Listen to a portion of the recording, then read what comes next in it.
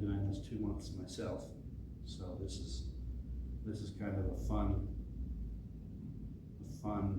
experience to try to teach it when I'm still so new at it. So frequencies, of course, your body, everything is frequencies. Your stomach has different frequency than your liver, different than your heart, different than your bones. And your frequencies they seem to be like what guide your ability. Oh wait. So your frequencies seem to be very linked with your health and your ability to focus and the ability to pick things up, like learning new stuff. So the goal of raising your frequencies just as a general being, because you know how two tones sound together and make a third? Mm-hmm. Have you heard that?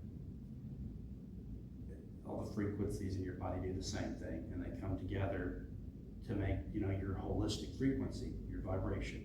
And raising that can correspond to an increase in libido, in energy, in like I said, the ability to pick up new knowledge, even healing, charisma. People will just find you more charismatic. And if you're like me, who people don't tend to come talk to, and suddenly people are talking to you, it's like, oh. And then I think, oh right, I've been meditating, and it's raised my frequency, and that's what I attribute it to anyway. So the idea is that meditation thought, the higher the quality of your thought, the higher the quality of your vibration. And the more you can sustain that upper thought, the more, because it's not like a graph or something that just goes up and down. It's more like a steady, like this or like this, and that's how your overall frequency will change. But the more you can sustain those higher thoughts of peace and dedication to being a good person, I guess, the more, the higher your frequency will be, the generally healthier you will be. If you get sick, you will tend to heal quicker, things like that. So let's,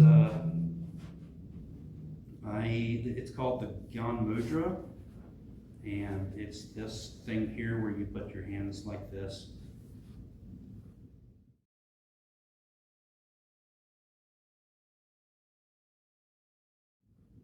And I'm not big into symbolization in that way. I think that it's like tradition for the sake of tradition. It may not be useful if it doesn't have a function, But for those of you who are, apparently I made this speech before I knew there weren't maybe just two. So it symbolizes the physical self meeting with the mental self and being receptive to that connection and the joining and becoming aware of your entire self. And when I meditate in a chair, and I tend to sit, kind of at the edge of the chair and just kind of do this. And this is just what my hands do. It's just what I don't know why, it's just that position makes them do this. So this is how I've been doing it, but you can do it any way you find that you enjoy doing it. So it doesn't matter how you've learned it. There's no hard and fast rules. It's just all about what works for you. So let's make sure that that's all preamp.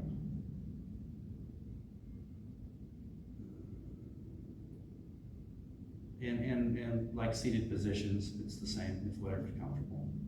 There's no, I have not seen one yet that has just blown me away and be like way, way better. Apparently this is how you do it. So let's, I'm gonna close my eyes. You can do as you feel comfortable doing there. We're going to start by breathing in through our nose all the way, or to whatever, because if it hurts, you're doing it wrong. That's what I've been told. Breathe in as far as you can, through your belly if you can, and all the way back out, pushing your belly in to get rid of as much air as you can. But again, don't make it hurt. We're going to take it in, and as you breathe in and back out, and as you breathe in, visualize the light of consciousness glowing from your forehead. Breathe in, and that light starts to shine. And you breathe out, and all your limitations float away. And we'll do this a few times.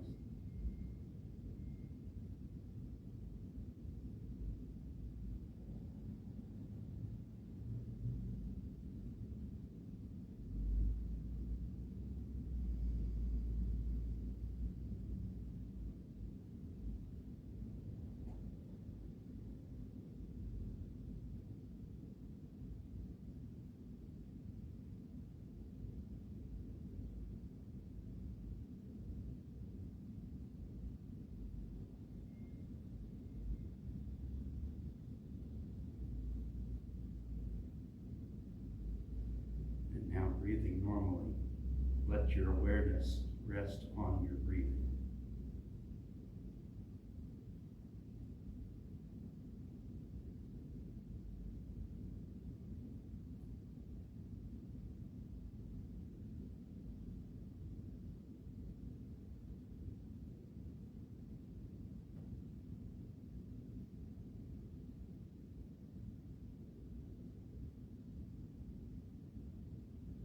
And as gently as you can, let yourself become aware of the awareness of your breath.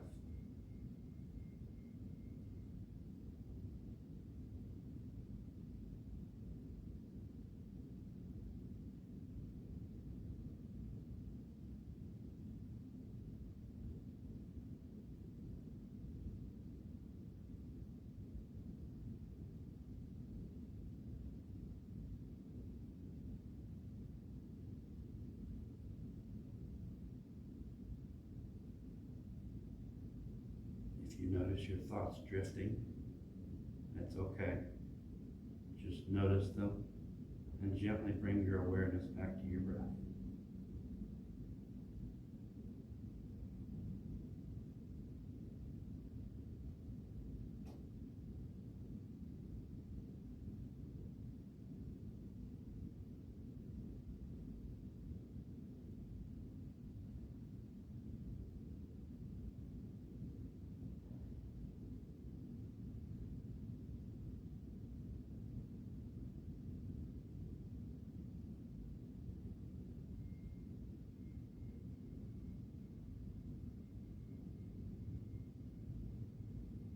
As you start to notice that you are aware of your breath,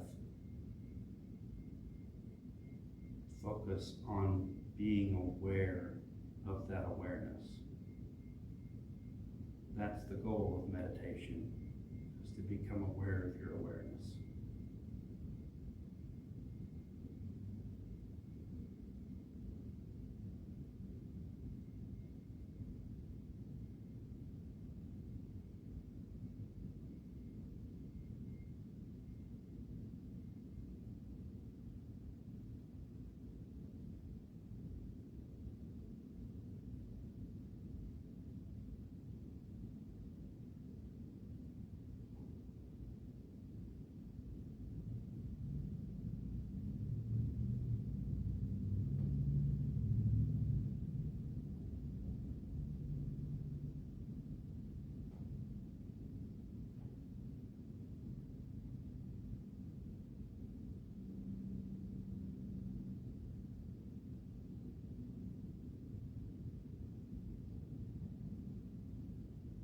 That awareness gets stronger,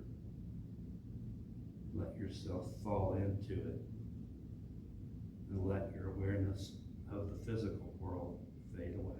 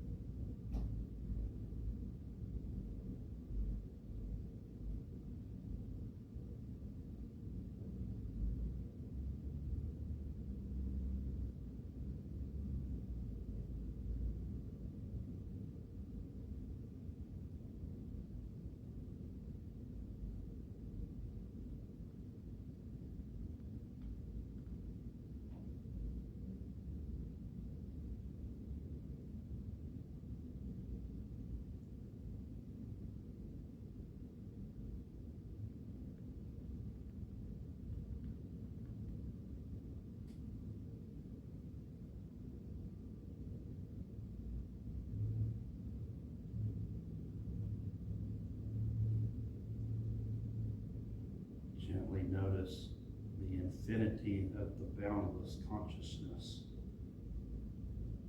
the field of the universe that's full of light and awareness that each of us exists in as a ripple in a pond.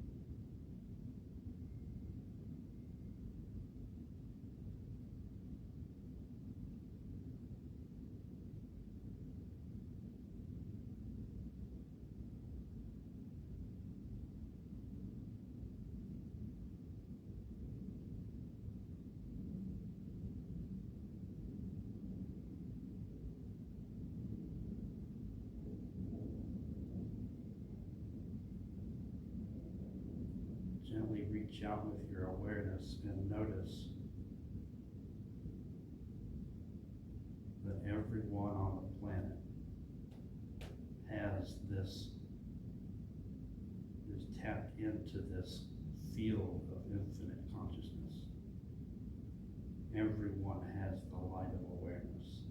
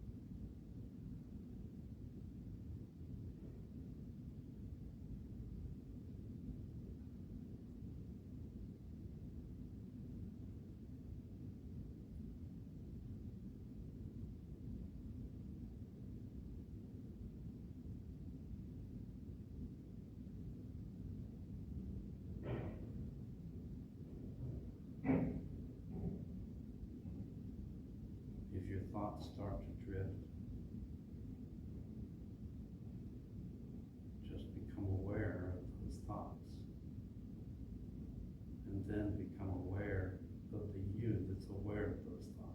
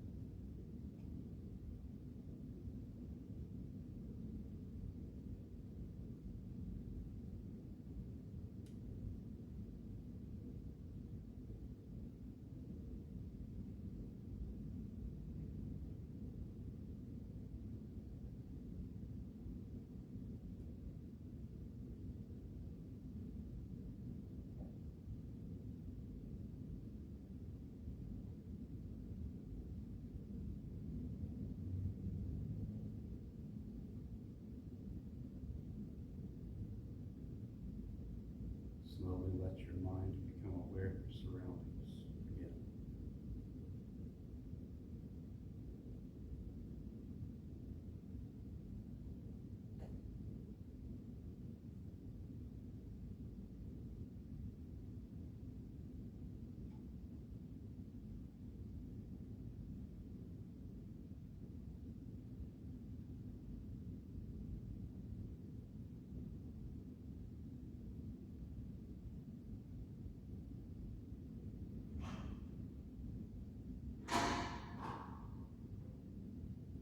Feel free to open your eyes if you'd like.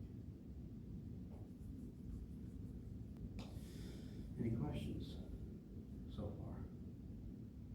And we're going to 6:30, and I'd just like to, I think it's nice to get a taste and then give yourself a chance to formulate questions if you have any, rather than barreling through. Awesome. So like, in terms of like what you do and everything, do you practice every day, or what kind of routine do you have with it and everything? Machine? Oh, sorry, routine and everything. Pretty much that very same. I gotcha. And do you like prefer to do it in the mornings or like at night and everything, or just any time of day? I tend to have time at night, I gotcha. mostly. And for students in college and everything, do you have any recommendations for them in terms of like getting started with like a meditation practice of some form? I would say just get started. Gotcha. Find something, anything. I know that until I started doing meditations, you know, life was always like that, always hectic. And I just couldn't, you know, from last semester and the exams, and I didn't even make it to midterms when I had to start dropping classes. It gets to where it's too much. Life builds up. It's almost like the pressure just keeps building and forms a hardened crust, you know. And meditation is like pressure release for that. It helps me stay on top of my emotions and all the what seems to be overwhelming need for me to always be doing something. I always got to be going trying to get something done because otherwise I'll fall behind. Meditation fixes that, at least for me. Gotcha. I have like ADHD and everything, and I found that like for me, like someone who's been like heavily masking like for a really, really long time and stuff, and always like rushing, trying to do all the things, be efficient, like do all the stuff. Meditation and in another realm, yoga as well, has helped me a lot in terms of like being present and everything. Because like my mind is always just going constantly all the time, that it's hard for me to be present when I'm like thinking about the past, future, and present all at the same time and everything. So for me, it's really, really like helpful because a lot of the time it is like a mental battle for me just to like function and everything like that. So taking time to do like meditation and everything helps me like remember like how good it feels to be present, and also it helps like reduce a lot of my anxiety and everything, like the stuff that like medicine has not been able to. You know, of course I follow the appropriate medicine and everything, but also a certain sort of lifestyle can also be helpful as well. And that's just what's been working for me. Yeah. Basically, anything comfortable. Yeah. Anything. If it's uncomfortable, if it's difficult, it's going to start to seem like a chore. You're not going to want to do it. Yes. That's what I would suggest, really. And I really struggle with like initiating and everything. Like once I'm there and everything. But like getting started on when to do it and everything like that can be a struggle. Yeah. I don't want to say you have to do it an hour a day. I get you. Because even 15, 20 minutes like this, I don't know about you guys, how profound did it feel? It was, I feel like, so I'm always like rung up like super duper tight and everything, and I feel like I've had a second to unclench and all of that and everything like that. That's nice. Very nice. It's about, kind of like forgetfulness. Like you kind of let the world just kind of sit back for a minute. Yes, absolutely. And it's kind of like nice because like I hit like a point where I'll be like right in the right space where I like feel like I'm in that like area right before you're falling asleep and stuff. Like I'm not falling asleep and stuff, but I'm in that like blissful, like relaxed state right before and everything. And that always feels so good and nice. Yeah. Have you heard of hypnagogic state, the hypnagogic state? No, I'm unfamiliar. It's the state where you're just falling asleep or just waking up and you still have that ability to almost dream while you're awake, pretty much. Yes, I gotcha. And if you they say you're best in meditation when you're tired for that reason.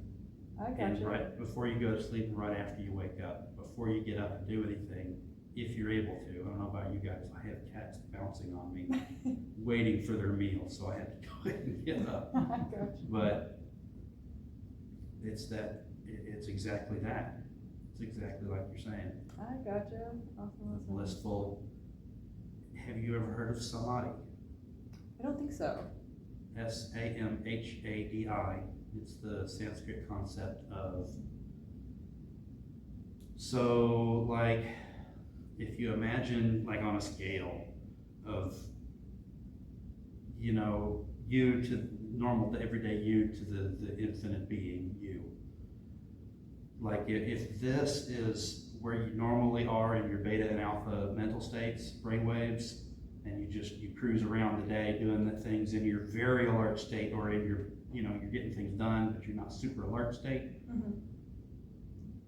Those are your standard physical awareness. And then there's, I forget the name for this one, but there's a period just before samadhi that is kind of like, it's slightly bit blissful and it's calm, and your inner dialogue goes away. Oh, I gotcha. And then there's samadhi, which is bliss, kind of like you're describing. And then once you reach samadhi, you can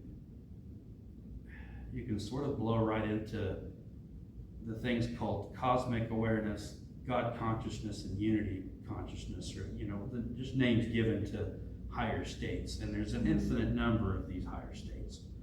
There's,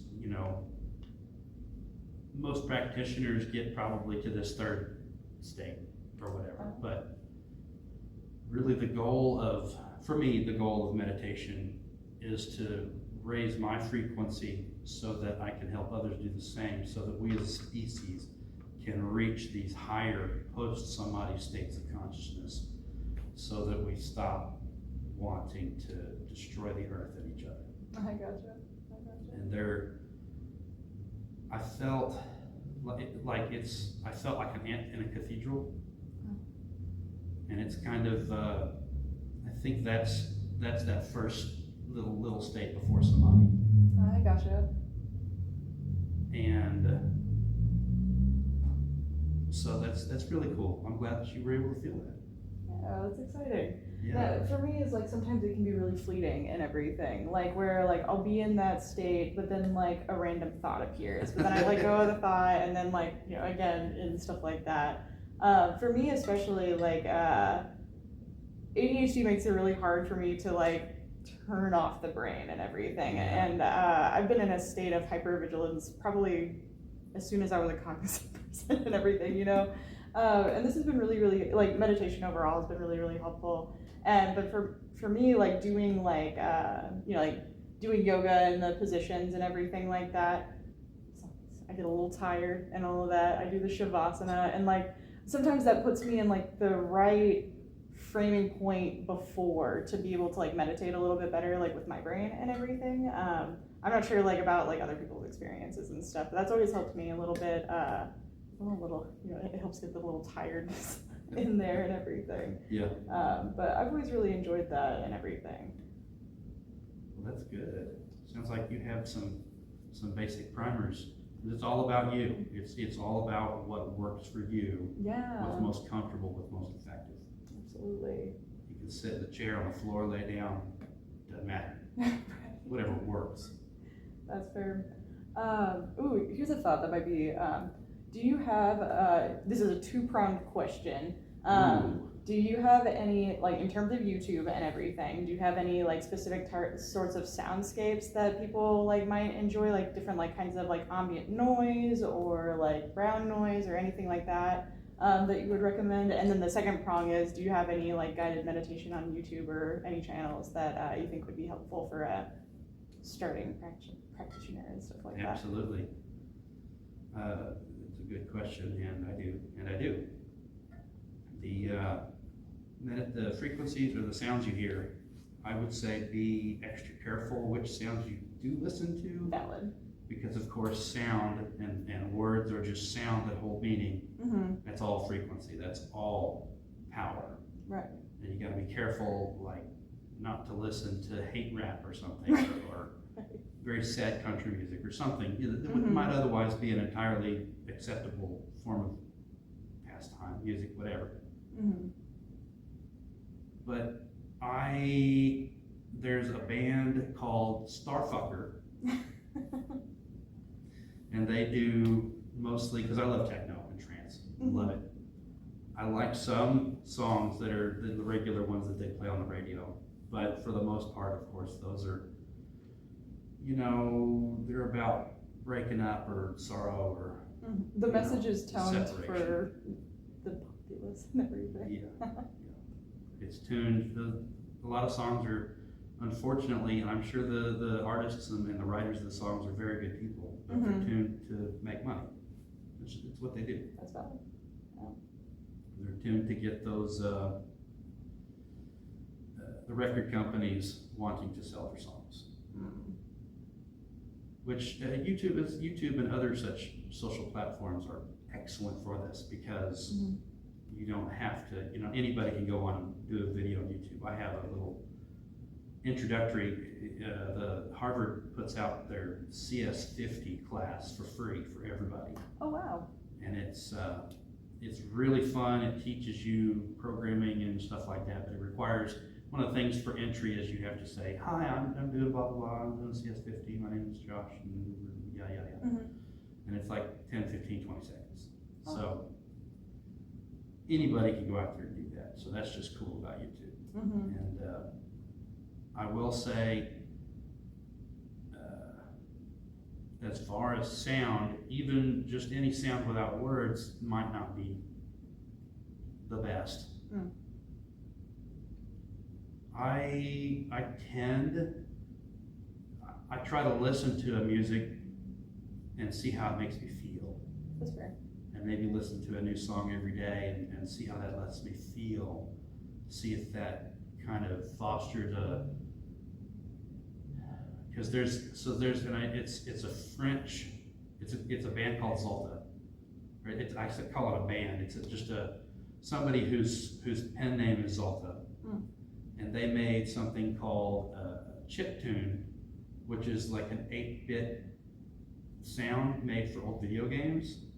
And you can there are a lot of programs out there, and it used to, that's the only way video game music was made, is through these people, basically indie people who would get together and make this really cool random sound or just something to go to this game.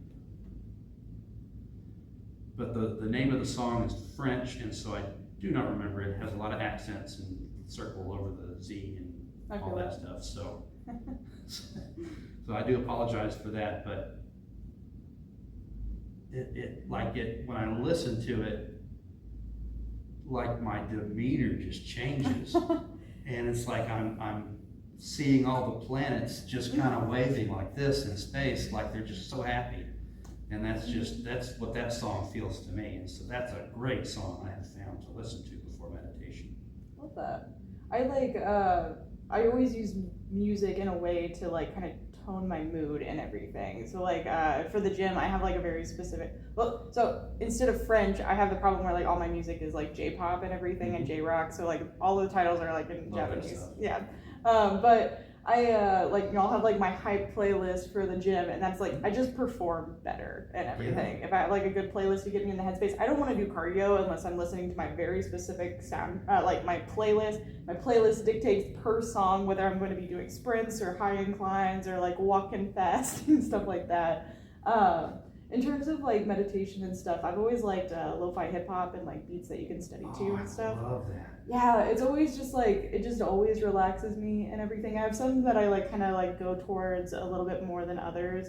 I like Jazzy Lo-Fi Cafe, I think is what it's called, or like Lo-Fi Jazz Cafe or something. Yeah. But they have this one that's called like Cozy Nights, and that's like, if I'm ready to go to sleep and like really, really relax, like that's also like my what I read to as well and everything. But like the vibes that just like hit me, I'm just like, I'm relaxed, I'm ready to go. Like I'm just kind of in a nice like dreamy like vibe and everything. Yeah. I feel like it's just like a nice primer, like a. I've always enjoyed listening to it like while I've been like meditating or something. That's really cool. There's a lot of these that I found out of Switzerland or Sweden or something, and they're just so, it's lo-fi. Oh, I gotcha. It's cafe lo-fi Sweet. type, and it's just so, it's like it's smooth, and it's just like without trying to put you to sleep and without trying to, I don't know, just it's just, you know, it puts me in the mood to do things calmly, which I do like. I feel that, especially like sometimes when the office is a little crazy and everything, like I have like a little bit of lo-fi like in my ears trying to like, you know, trying to find a little bit of more focus and everything like that. Sometimes that can help me a lot with focus. Yeah. Sweet. I will say there's two that I have found, and I already said meditation's about becoming aware of awareness, which that's how I've done it. There are two reasons to do awareness. There's heightened awareness and Zen. Zen being the one like the Zen of motorcycle maintenance, I think is the name of the book. Oh. And it's this idea that an activity can just put you so in the zone kind of feeling. That's Zen, relaxation in the zone. Heightened awareness is more of a expanded consciousness type of thing. And I think they both get you to the same place if you do it right. Right. It's just, I've heard more about the awareness thing. That's fair. And to answer the second question, the second prong of your question. I gotcha. Yeah. There's a guy, Dr. Stephen Greer. He was an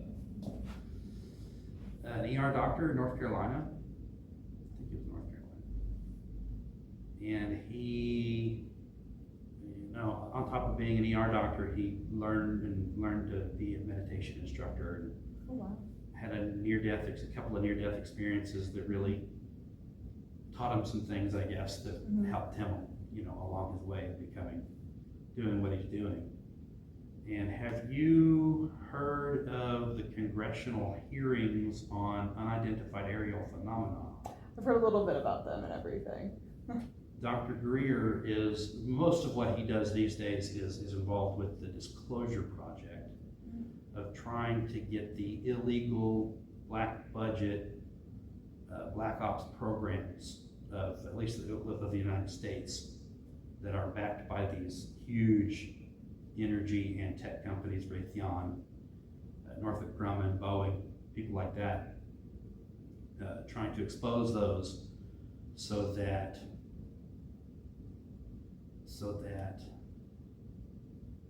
the things like energy technology, that like an over unity device it's called, the ability to generate electricity, more energy than you're putting in comes out, so that, you know, perpetual motion machine. I gotcha. And the prevalent theory, and I say theory because I've never developed such technology. I've never been approached by men in black suits who try to beat me up and take it and break it. And I've never met anybody who has. But I have, it stands to reason, because it stands to reason that it is the case that these companies who don't want to lose their massive power are lobbying very strongly, and in many cases illegally, to stop that and to help with the planet, to help heal the planet and the people. We need these technologies, you know, like Stan Meyer in the 90s developed a car that could run, that could separate oxygen and hydrogen from water on the spot and not need all this $1 billion hydrogen fuel cell technology. You could do it with a bottle of water in your garage type of thing. And that technology was stolen by men in black suits. And Dr. Greer, most of what he does these days is try to get that exposed, try to get Congress involved so they'll look into it so that those technologies can come out. But he also still does meditation and still does, he has a video channel, a YouTube channel, where he does a lot of guided meditations, and he has a video series called The Crossing Point of Light. A lot of what he does is beyond the legal phase, is trying to help people. And I'm a little nervous saying this because it sounds crazy to people. I gotcha. I'm exposed to, I've talked about this with my family, and they're supportive, but you know. Yeah. But this all deals with, the Crossing Point of Light deals with the communication with non-human entities, non-human consciousnesses, peacefully and diplomatically. Let's say that ETs, extraterrestrials, are out there, and let's say we don't really want to let the military deal with it, or the government be their diplomats, because the government's response is military first. So we go out there and we make contact through meditation and peaceful diplomacy. That's the purpose for our of the lineage, if you want to call it, of meditation techniques that we use. And Dr. Greer's channel has a lot of it. There's a lot of other people, Lori Williams and Paula Harris and Pat Pearsall, and a lot of really interesting people, cool people that are, those are the people I listen to answer the question. Gotcha. That's awesome. As well as segue broach this topic. I always want to hear what people think. What do y'all think about that? Does it sound crazy? It's like one of those things where like I'm open-minded to it, but it's like one of those things where I can't believe it unless like there's like more proof to it and everything. It's like, you know, of course I can't say that like aliens don't exist because the probability is so like unlikely that that's the case, you know, and everything. So of course I like to keep an open mind to some degree and everything. It's just I need a little more to bite and everything like that. Yeah, it's unfortunate. I've never seen a UFO. I gotcha. I have had experiences that I feel were contact experiences though. Times when with my mind's eye, I gotcha. I saw this being who was meditating with me basically. Oh. And it was really fun. It was kind of an eye-opening experience. That's awesome. It was great. So, any other questions? I remember in your initial email you had a very in-depth description related to the frequencies and like the thought behind the frequencies and everything. Do you mind to elaborate, like kind of similar to what you said in the email and all that? Sure. Sweet. Your thoughts are, because thoughts are light. Thoughts are like they're a form of which light itself is a vibration. Everything is a vibration in the universe, and physics in a model can prove this. And all of these thoughts that you have, these vibrations, they are of course not constrained to here. It's not where they stay. There's like a field of them that kind of exist around you, and we don't really have the tools sensitive enough to detect them.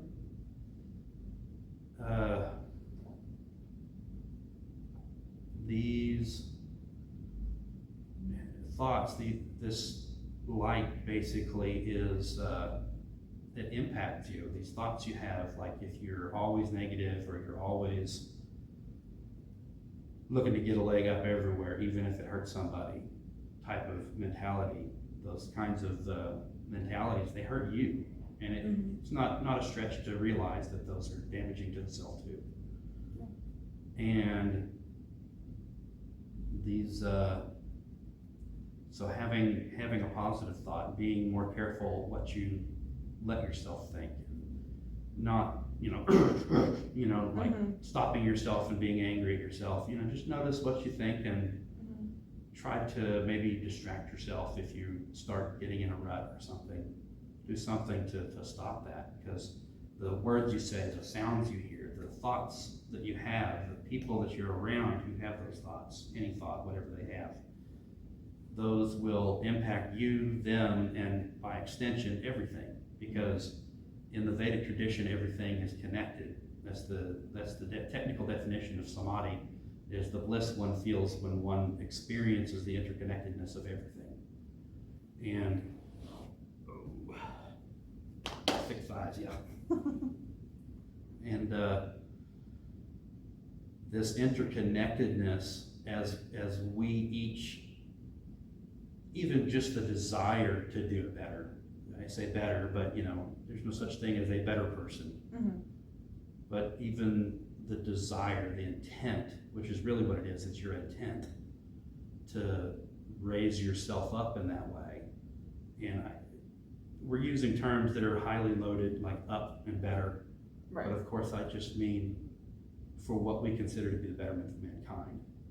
And to raise yourself up, even the intent raises you up. And even just a little bit. And then you as a person a little, and you guys as a group, and then the world, And that's basically how I see it. What's your see it? Let me try to think. Make sure I haven't. It's been a month since I wrote that. No worries, no worries. That actually, even though I might not be as well versed with the frequencies and everything like that, something that I've always noticed, sometimes I do get in ruts and everything where I'm just in a bad mood all the time, or I'm going through something or something's happening, and whether that is completely warranted or justified, I of course need time to feel my feelings and feel my emotions, but sometimes I'm still stuck in that rut regardless of where do I go. And it can be really helpful for me to find some sort of mindful, meditation, yoga, or other forms of mindfulness activities, so that I can find my equilibrium in a way, emotionally and everything. Take a second for myself and everything. I know that in these yoga classes that they have in this room regularly, they always talk be happy that you showed up for yourself today for this hour to do this thing and everything. And a lot of thought, translates into action and everything. So the way that you interact with people, if you're still stuck in that really dark space and everything like that, and not to push toxic positivity, of course, and everything, but after appropriately feeling your emotions, trying to find that space that's equal, just to right yourself and everything. Because I've always found if I stay in that rut for too long, I'm going to start hurting myself. I'm going to start hurting others. And I don't want that. Nobody else wants that and everything. But taking a little time for yourself in whatever way has always helped me, at least to some degree. It doesn't solve everything for me and everything, but it's a nice something that I can do right now that I have control over and everything. Even in situations where you don't have a lot of control. Yeah. That feeling is pervasive as a college student. Oh man, yeah. Oh my goodness. Whew. I would say also be careful what you eat. That's valid. What you take into yourself. Different people are different. Everybody's different. Some people do really well on steak and potatoes. Just really well. And then some people get a little bogged down. Valid. I've started eating, as of meditation, started practicing that. I've started eating mostly, not entirely vegan, but mostly. I gotcha. To the point that if I wanted to, I could cut the rest of the meat and dairy out. I initially started doing that just to save money on meat and everything. I just started with tofu products, and I just found so many recipes. And for the longest time, I just went periods of time where I was just at least eating vegetarian to the most degree and everything. And it was wild to me because it was unintentional. I didn't do it on purpose whatsoever and everything. But then I found oh wow, it's really not that hard giving up meat as I always thought it was and everything, because I wasn't even actively trying to do it and everything. I guess I got a little unlucky, or lucky, depending on how you look at it. I found that I had an allergen to gluten. Oh boy. And then I found that I probably have an allergen to dairy. Oh boy. So I have been experimenting, lucky or unlucky, it made me experiment, and now I know better. I know, not better necessarily, but I know what's possible. It really helped me to help, jog me into gear to learn some new things. I gotcha. So, yeah, it's so accessible now, like compared to like 20 years ago and everything. Finding like different types of non-dairy milks or like impossible burgers that taste good and everything and all that kind of stuff. Outside of a huge city, even sometimes in a huge city, it just wasn't going to happen. Even just like eating out and about anymore is still hard and everything for a lot of people, especially vegans and everything like that. Springfield, I don't think lucky is the right place to say it. There's a couple of vegan places that I'm aware of and everything. But I've had some vegan friends, like we try to like find places to eat in Kansas City and like, nope, this place doesn't have anything for them. No, they don't have anything for them. No, not this and every. It's definitely a lot of work to be done in those roles. Yeah, a lot. Man, oh man. It's, it's a product of the area. It's what people want. Yeah. These companies, a lot of them, for the good price, they can't afford to keep around a small selection of a wide variety. They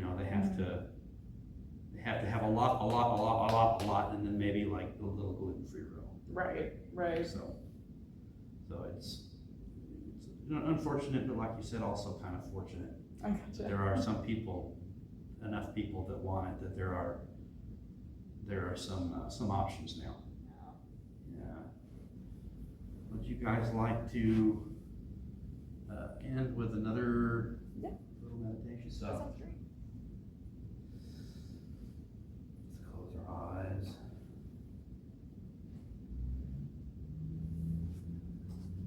In through our nose. Deep breaths.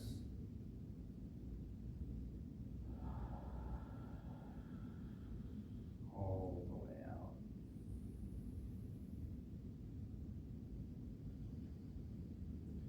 As we breathe in through our nose, let's let our awareness of light shine brightly from our forehead. As we breathe out, let all of your limitations breathe out with you.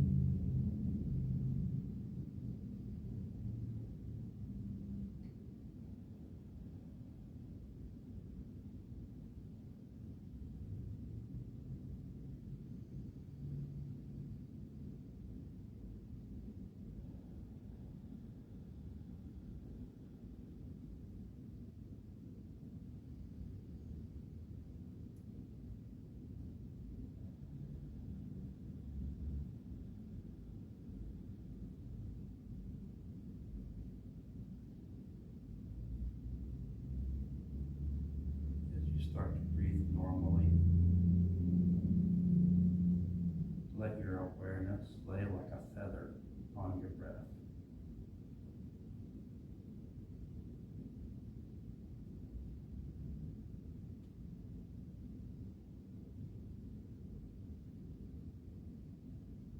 Oh, I'll teach you the other technique. You're already awake. Become aware of that being awake.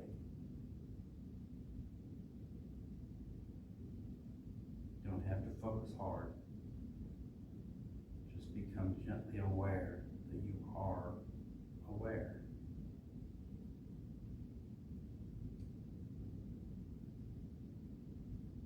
And as you are aware, become too aware that you are aware of your own awareness.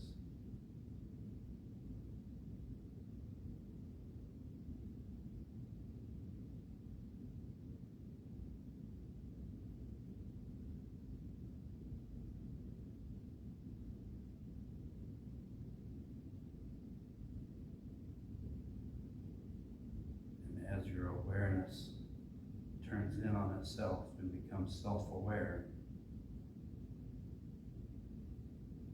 let your awareness of the physical world fade away and dive head first into the awareness.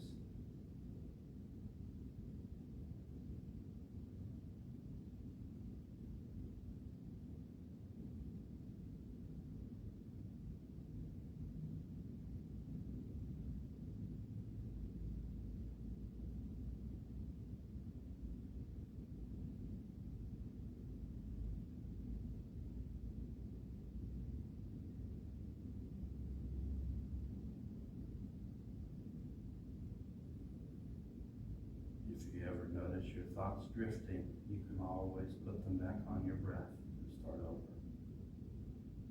It doesn't put you back at the beginning. It just helped you stay centered.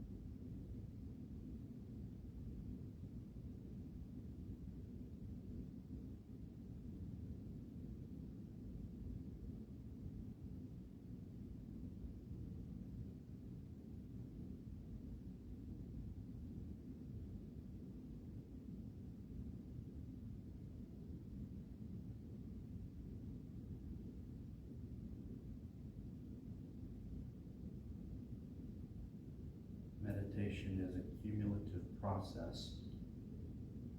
It builds over time and with practice.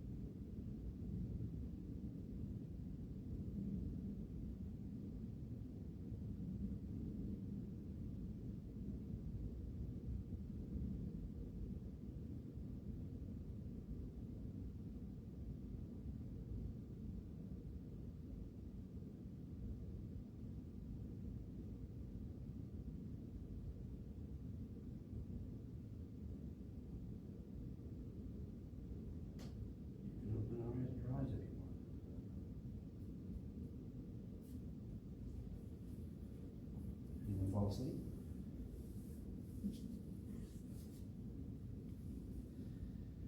One last thing, at least, children, even though they don't really have the discipline to stick at things like this, they have that, what do you call it? Beginner's luck. Because they're playful with it, with whatever they do. And they don't overthink it, and they don't think about mastering it like an adult needs to on occasion. They tend to be better at meditation for that. And I will say, if you do continue to practice meditation, I would recommend being very playful. It's not about study or mastery or advanced techniques. It's just about doing it. It's about having fun. Because if for no other reason,